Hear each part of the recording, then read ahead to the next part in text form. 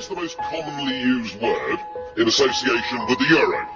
No, it's not failure, though it could be. No, it's stability, isn't it?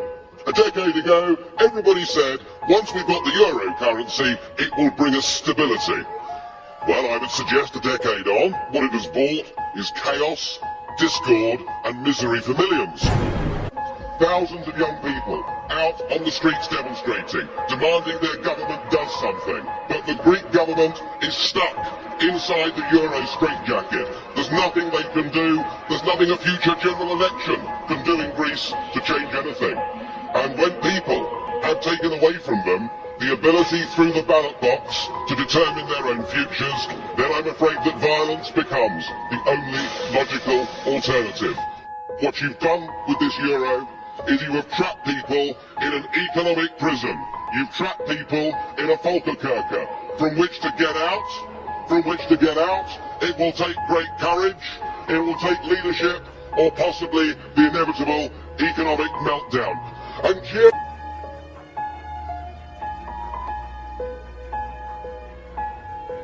whilst 60 years ago an iron curtain fell across Europe, today we have the iron fist of the European Commission, and we've seen it with Article 121 and with Greece effectively being turned into a protectorate.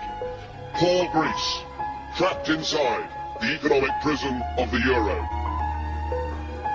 And yet the word stability, still being used this morning. Mr. Barroso used it, Mr. Van Rompuy used it. Stability, in fact we're patting ourselves on the back that the bond auctions in Portugal went well last week, when the reality is it was the European Central Bank actually using taxpayers' money to buy their own debt. Your reassurances that all is well don't work. I mean, who do you think you're kidding, Mr. Van Rompuy? Bond yields in Portugal rose to nearly 7% yesterday. The public right across the Union no longer support the currency, and the battle for Spain hasn't even begun. The model itself is failing, and yet what you want is to double the size of the bailout fund. You even want to increase the scope of the bailout fund so that along with the ECB, you too can go on buying yet more of your own debt. You're using the crisis as a massive power grab to take us towards fiscal union. If you succeed, then we should change the name. Get rid of European Union, call it the Debt Union. What I ask, but we're all going to ask is, who are you? I've never heard of you. Nobody in Europe had ever heard of you. I would like to ask you, President, who voted for you? We were told that when we had a president, we'd see a giant global political figure. The man that would be the political leader for 500 million people. The man that would represent all of us on the world stage. The man whose job was so important that, of course, you're paid more than President Obama. Well, I'm afraid what we got was you. And I'm sorry, but after that performance earlier that you gave, and I don't want to be rude, but you know, really, you have the charisma of a damp rag and the appearance of a low-grade bank clerk. And the question that I want to ask, that we're all going to ask is, who are you? I've never heard of you. Nobody in Europe had ever heard of you. I would like to ask you, President, who voted for you? And what mechanism? Oh, I know democracy is not popular with you lot. And what mechanism do the peoples of Europe have to remove you? Is this European democracy? Well, I sense though that you're competent and capable and dangerous, and I have no doubt that it's your intention to be the quiet assassin of European democracy and of the European nation states. You appear to have a loathing for the very concept of the existence of nation states. Perhaps that's because you come from Belgium, which of course is pretty much a non-country.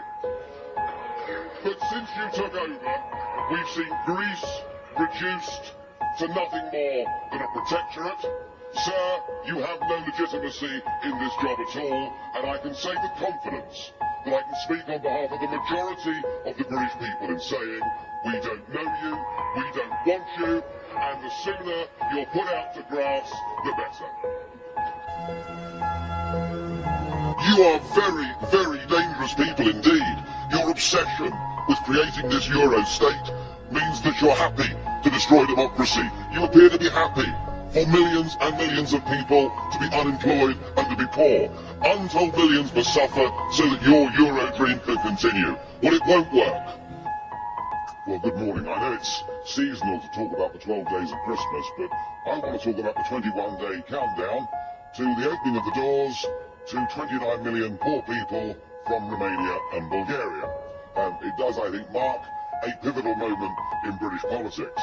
Now, very often in Britain, MEPs complain that they haven't got a high enough profile with the public. And I want to try and change that today, because Brigadier Geoffrey Van Orden, sitting behind me here, British Conservative, was the rapporteur, the sponsor for Bulgaria joining the European Union, and for us having a total open door to all of those people. So well done, Brigadier. I want all the British people to know who you are and what your achievements are. And of course, what free movement means, it means free healthcare. It means free education. It means free access to the benefit system. It means an open door to the criminal gangs and the modern-day Fagins, who will of course benefit from the fact that London is the most successful and wealthy international city in Europe. Already the situation is so bad that 92% of ATM crime in London last year was committed by Romanians. Now look, I am not scapegoating in any way, and I know that a lot of people that come from Bulgaria and Romania will be very decent people who want to work hard and want to better their lives. But free movement doesn't work in a European Union now that we have countries that are poor. A man that comes from Bucharest and works in London and gets child benefit for the 2 children back home, that child benefit is worth more than he can actually earn doing a menial job in Bucharest. And that is the reason why the numbers that come to Britain will indeed be absolutely enormous.